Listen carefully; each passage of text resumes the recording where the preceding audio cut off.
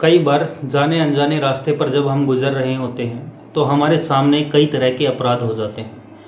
उन अपराधों को हम होता हुआ देखते तो हैं मगर कुछ कर नहीं पाते हैं, जबकि सामने वाले को एक मदद की ज़रूरत होती है और वो मदद की गुहार भी लगा रहा होता है, तब भी हम मदद नहीं कर पाते हैं।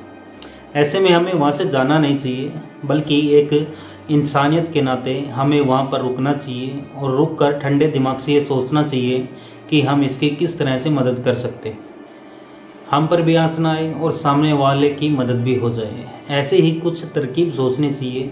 खासकर प्रशासन ने, पुलिस ने और सरकार ने कुछ ऐसे नंबर दिए हुए हैं, आप उस पर चोरी से फ़ोन कर सकते हैं और फ़ोन करने के बाद आप उस व्यक्ति के लिए मदद मांग सकते हैं। मदद आ जाएगी, मदद हो भी जाएगी और किसी को कानो कान खबर तक नहीं लगेगी कि आखिरकार ये मदद किसने की है। और आप पुलिस से मदद मांगकर, प्रशासन से मदद मांगकर चुपचाप वहाँ से चले जाएं। शायद एक अच्छे इंसान होने के नाते आपकी जिम्मेदारी बनती है। आज की कहानी में कुछ ऐसा ही होता है। कुछ लोगों ने अपनी जान पर खेलकर किसी की न केवल ज़िंदगी बचाई, बल्कि उन अपराधियों को सलाखों तक पहुंचाने में पूरी ईमानदारी के साथ अपनी भूमिका निभाई। नमस्कार, मेरा नाम है मोहित, आप सभी का स्वागत है अनोखा जुर्म में। आज की जो सच्ची घटना मैं आपको सुनाने जा रहा हूँ, ये सच्ची घटना है एक ट्रेन की, एक एक्सप्रेस रेलगाड़ी की। ये एक्सप्रेस रेलगाड़ी पुष्कर एक्सप्रेस है जो लखनऊ से चलकर मुंबई के लिए जाती है। वाकया 8 अक्टूबर 2021 का है।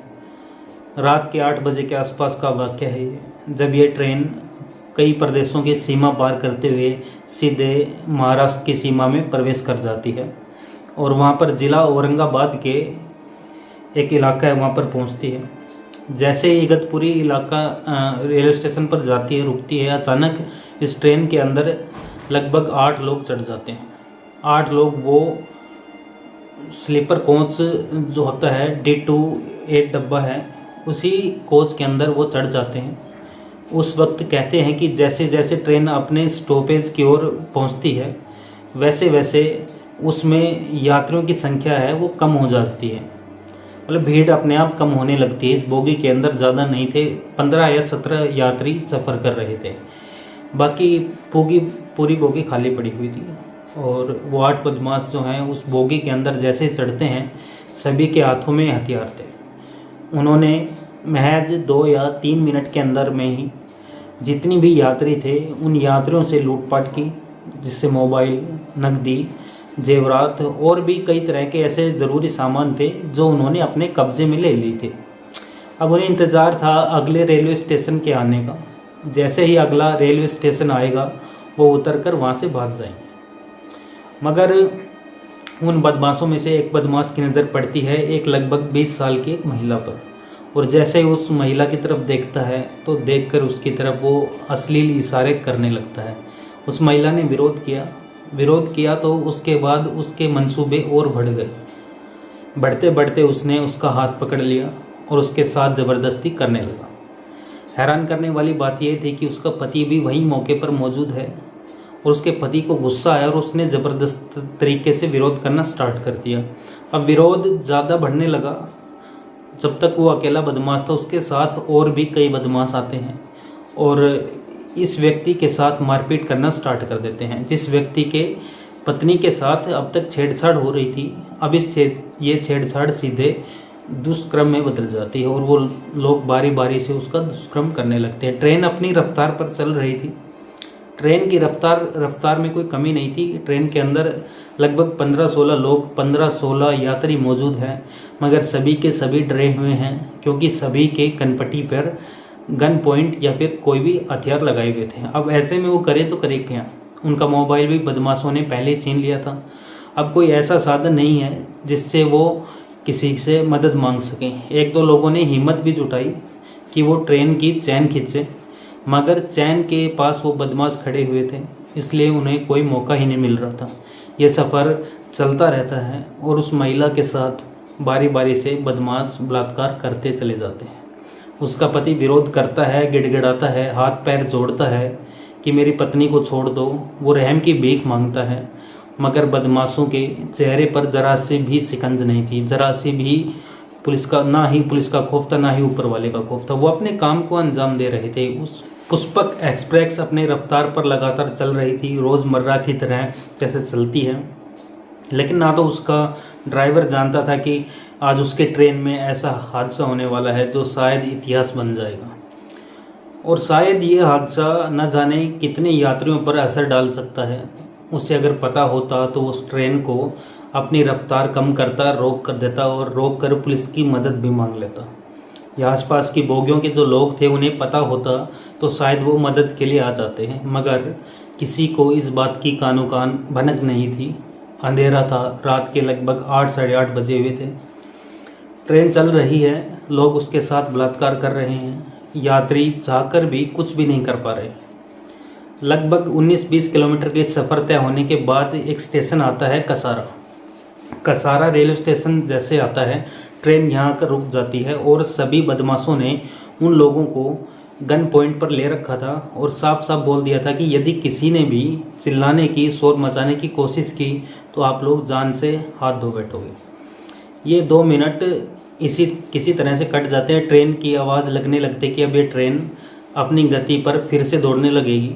मगर इसी बीच उस 15-16 यात्रियों में से एक यात्री ने हिम्मत जुटाते हुए एक जीआरपी जवान की तरफ देखा। वो जवान ट्रेन की तरफ निहार रहा था, देख रहा था, और जैसे ही वो ट्रेन की तरफ देख रहा है उसने ज़ोर ज़ोर से चिल्लाना स्टार्ट कर दिया कि बचाओ, हमें मदद की ज़रूरत है। वो जैसे ही बार बार चीख रहा है, चिल्ला रहा है, ये आवाज़ उस जीआरपी जवान के कानों तक पहुंच जाती है और उसने तत्काल ही इस मामले को बड़ी गंभीरता से लिया और गंभीरता से लेने के बाद अपने जो साथी थे उन तक ये बात पहुंचाई कि ट्रेन में मदद की ज़रूरत है। मगर हैरान करने वाली बात ये थी कि जीआरपी के जवान को ये नहीं मालूम था कि मदद की ज़रूरत क्या है, अंदर क्या अपराध हुआ है और कैसे इसकी मदद की जाए। वो सभी लोग अपने अपने हथियारों को लेकर सीधे बोगी के अंदर जैसे ही प्रवेश करते हैं तो बोगी के अंदर धड़धड़ मच जाती है और भगदड़ मचने के बाद 4 बदमाश जो होते हैं वो ट्रेन से कूदकर भाग जाते हैं, जबकि 4 बदमाश जो होते हैं उनको पुलिस दबोच लेती है। दबोचने के बाद ये अपने स्टेशन में लाकर उन्हें हवालात में बंद कर देते हैं और उस महिला को मेडिकल के लिए, उपचार के लिए भर्ती करवाया जाता है और साथ ही उसके पति जिसके साथ मारपीट हुई थी उसका भी मेडिकल परीक्षण करवाया जाता है। हालांकि उसको कोई ऐसी गंभीर चोट नहीं आई है, मगर उसके पति ने जब रोते पुलिस के सामने पूरा वाक़या बताया तो वाक़ये में ही ये इंसानियत को शर्मसार करने वाली घटना थी। एक पति के सामने उसकी पत्नी का रेप हो रहा था। 15-16 आदमी चाहकर भी कुछ भी नहीं कर पा रहे थे, मगर ये उस एक यात्री ने जो हिम्मत जुटाते हुए अपनी जान की परवाह किए बगैर जीआरपी के जवान से जो मदद मांगी थी वो भी अपने आप में काबिले तारीफ़ है। और काबिले तारीफ़ ये भी है कि जब जीआरपी के जवान ने तत्काल ही मदद वहाँ पर पहुँचाई और ट्रेन को शुरू होने से पहले ही उसको रुकवा लिया। और फिलहाल 4 बदमाश पुलिस की गिरफ्त में हैं। बाकी 4 बदमाश जो इस घटना के में शामिल थे वो कौन है, कहाँ के हैं, उनकी गिरफ्तारी के लिए लगातार पुलिस दबिशें दे रही है। इस मामले की जीआरपी साथ ही क्राइम ब्रांच की टीम संयुक्त रूप से जांच कर रही है और कैसर खालिद जो इसके जीआरपी के कमिश्नर हैं वो बोलते हैं कि सभी आरोपियों के विरुद्ध गंभीर धाराओं में मुकदमा दर्ज कर लिया गया है और जो भी इस घटना के पीछे आरोपी हैं इन्होंने इस घटना को जो अंजाम दिया है किसी को भी बख्शा नहीं जाएगा। पुलिस की कोशिश है कि इस मामले को फास्ट ट्रैक कोर्ट में चलाया जाए ताकि पीड़िता को और बाकी जो लोग हैं उनको न्याय मिल सके। उन बदमाशों के पास जब माल मिला था लगभग 36,000 रुपये की नकदी और मोबाइल वगैरह सामान, जो भी कीमती सामान था, और बाकी के जो बदमाश थे वो अपने पास लेके चले गए हैं। लगभग 1 लाख रुपए से ऊपर की इसमें लूटपाट होती है।